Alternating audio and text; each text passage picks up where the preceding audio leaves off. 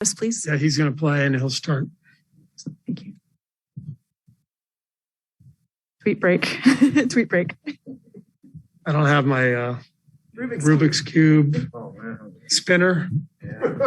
Spinner. Who will start at the 4? Otto.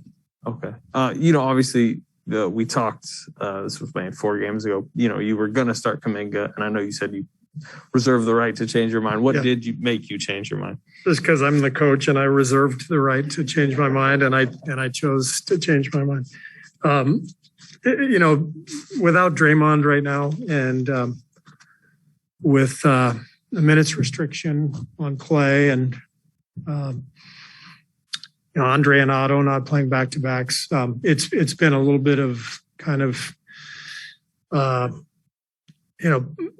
play it by ear type stuff, and I think it just feels like we need to try to find some continuity here when we can, and so I'm going to start this way tonight, see if we can get a little momentum out of it, and we'll go from there. But as long as Draymond is out, I think anything is on the table based on matchups. And I think JK has played really well, and so it's not an indictment on him. It's just more about trying to find combinations that make sense for the game. We're just trying to find ways to win, basically, while we've got guys out.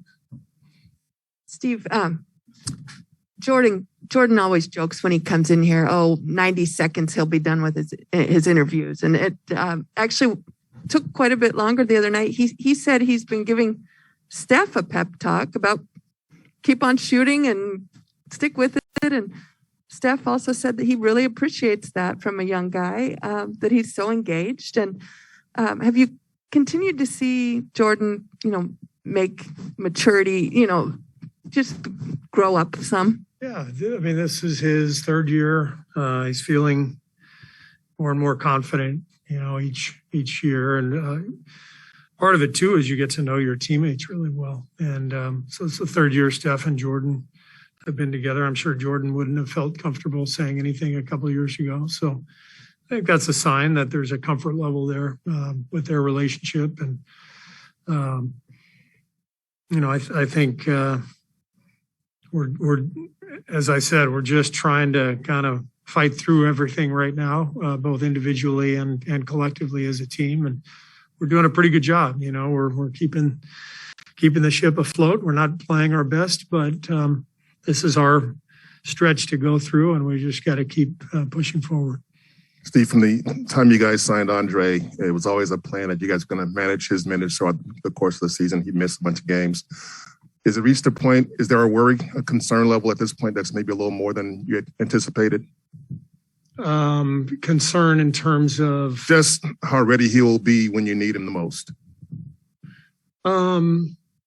Not really. I think we anticipated that he would play, periodically and have to sit out some games. And, it would be nice, the last part of the season to try to get a little more consistency. Maybe we manage his minutes better. I got him to 31 the other night, which was too many. So I think if anything, you'll see, some maybe a restriction on the minutes, but we're also playing this strategically, and these games right now are not as important as the ones in May, and so we'll adapt accordingly. Other question is, the Mavs haven't really been known as a defensive team, but they're playing really good defense. What are they doing now that they haven't traditionally been doing? Well, Jason's done a really good job with them, and they've got some good individual defenders. They've got a good scheme. They're switching a lot. I thought they played great defense against us in Dallas a few weeks ago. A lot of switching, and they've got guys like Finney Smith and Kleba. Brunson is really strong. So while he doesn't have the size that the other guys have, he's got the strength to hold up in switches. And so they've been together for a long time now, that whole group. So I think the continuity has helped as well. Hey, Steve, good to see you. While Draymond's been out, what's he been like with the guys behind the scenes, on the bench during games and in practices and all that? Well, he's, bringing his usual energy and trash talking and trying to stay involved as much as possible. And, he's frustrated. He'd rather be playing, but he's always in the thick of it, in the locker room, in the training room, and on the court. Is he capable of doing anything on the court basketball related right now, or is he just completely training room basically? He's doing a lot of different stuff, but when are we having the update? Yeah, Sunday. We'll have an update on Sunday.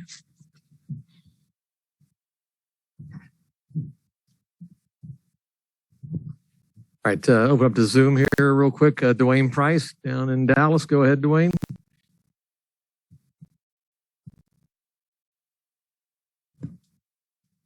Hang on, Dwayne. Can you hear me now? There we go. Yeah, Steve, Dirk will be one of the 75 players honored next month at the All-Star game. Could you share with us some of your memories of playing against Dirk and coaching against Dirk and any other conversations that you might want to share with us about him? Yeah, he's always been one of my favorite players. I played against him for a few years at the end of my career, the very beginning of his, and he quickly became an all-star. And then actually coached him during the all-star game in 2015, which was a lot of fun just to get to know him better. And then got to know him through Steve Nash a little bit over the years. We've ended up at a few of the same gatherings. And so Dirk is just somebody I really admire, and not only for his game, but the way he carries himself and how humble he is. It's rare that you find a guy who's that great of a player. I mean, one of the very best players in the history of the game, who was just so unassuming and humble. So fantastic player and wonderful human being. And it was fun to be down there in Dallas, even though we lost the game. It was fun to see him honored at the jersey retirement a few weeks ago. Right. All right. Thank you. All right, Maria, go ahead. Hi, Steve. Hope you're well. Last time I talked to you, you were mentioning rotation changes. So I would like to ask you about your second unit. What can you say about the way in which those guys are performing? And what would you like to see from them today that they're facing the Mavs? The second unit, was that your question? Yeah. Yes. We're going to need everybody tonight. Andre is out. And when Andre's out, it takes away a big part of our second unit. So we need other guys to step up. But Dallas has been one of the best teams in the league over the past few weeks. They're very good defensively. We're going to have to knock down shots. They're also very physical. They rebound well. So we got to box out, and our second unit's going to have to come in and really do the job against them to try to get some momentum during that stretch of the game. All right, last one for Isbelia. Go ahead.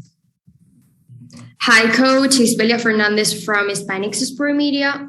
Which aspects of the last game against Mavericks you would like to improve and not repeat tonight? The last game against the Mavericks. Yeah, what would you like to do better? Well, we scored 82 points in that game. Dallas did a great job defensively. And they did a lot of switching and they slowed the pace down quite a bit. So we've got to open up the game offensively. We've got to do a better job of creating pace and creating open shots. And then we got to knock down shots. That's pretty simple. Great. Thank you. Appreciate that.